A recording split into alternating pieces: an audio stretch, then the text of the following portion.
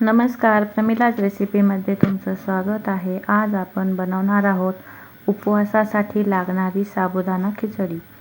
साबुदाणा खिचडी बनवण्यासाठी मी मध्यम आकाराचे 3 बटाटे घेतले, त्याची व्यवस्थित अशी साल काढून घेतली व नंतर छोटे तुकडे करून ते मी व्यवस्थित 2 ते 3 वेळा पाण्याने स्वच्छ असे धुवून घेतले व नंतर वाटण करण्यासाठी मी 1 वाटी शेंगदाणे, मीठ, हिरव्या मिरच्या हे घेतलं। एक कढई घेऊन त्यामध्ये मी शेंगदाणे छान असे भाजून घेणार आहे। शेंगदाणे जास्त वेळ खरपूस होईपर्यंत भाजून घ्यायचे। नंतर त्याचा जाड असा कूट करून घ्यायचा। शेंगदाण्याचा कूट बारीक करायचा नाही, कारण आपली खिचडी चिकट होऊ शकते। कढईमध्ये मी 5 चमचे एवढं शेंगदाणा तेल वापरलेलं आहे। या जागेवरती तुम्ही साजूक तूपही वापरू शकता। नंतर मी तेलामध्ये बटाटा फ्राय करण्यासाठी घातलेला आहे। बटाटा मी कच्चा वापरलेला आहे। याला शिजण्यासाठी कमीत कमी 5 मिनिटं तरी लागणार आहेत।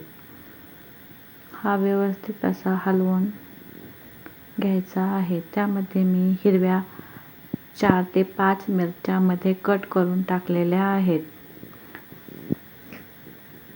नंतर मी त्यामध्ये अर्धा टेबलस्पून एवढं मीठ घातलेलं आहे आणि बटाटा व्यवस्थित असा फ्राय करून घेतलेला आहे।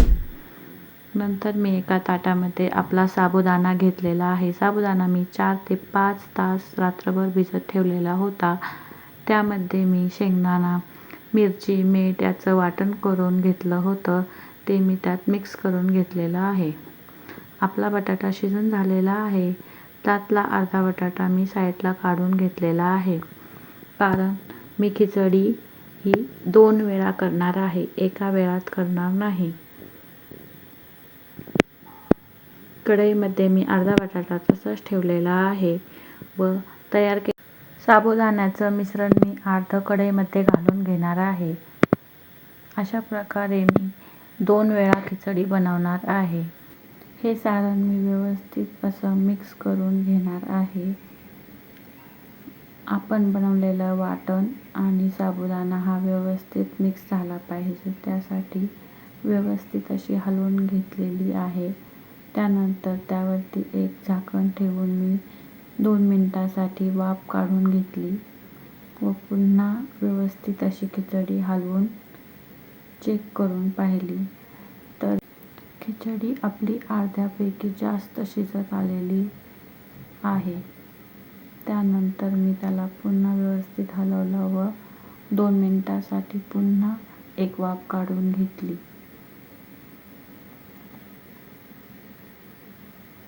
नंतर व्यवस्थित हलवून चेक केली तर आपली खिचडी एकदम व्यवस्थित मोकळी सुटसुटीत झालेली आहे। ही पहा, आपली खिचडी शिजलेली आहे, अजिबातही चिकट झालेली नाही।